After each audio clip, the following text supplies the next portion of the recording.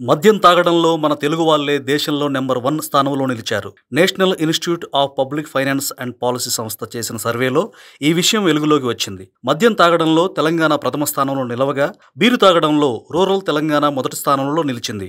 2011-12 నుంచి 2022-23 సంవత్సరాల వరకు సంబంధించిన సమాచారం ఇది. తెలంగాణలోని గ్రామాల్లో ఒక వ్యక్తి సగటున బీరు, విదేశీ మద్యం కోసం 3061 రూపాయలు ఖర్చు చేస్తున్నట్లు సర్వే పేర్కొంది. తెలంగాణలో మద్యం ఖర్చు 2014-15లో 745 రూపాయలు ఉండగా 2022-23లో 1623 రూపాయలకు పెరిగింది.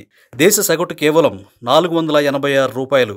మద్యం తాగడంలో, వాటిపై ఖర్చు చేయడంలో ఆంధ్రప్రదేశ్ ప్రజలు తెలంగాణకు చాలా దగ్గరగా ఉన్నారు. ఈ రెండు రాష్ట్రాల ప్రజల మధ్య తేడా చాలా స్వల్పమేనని, దేశ సగటు కన్నా చాలా ఎక్కువగా ఏపీ ప్రజలు ఖర్చు చేస్తున్నారని పిఎఫ్ఈ సర్వే వెల్లడించింది. అలాగే మత్తు పదార్థాల వినియోగంలో కూడా తెలంగాణనే టాప్ స్థానంలో నిలిచింది.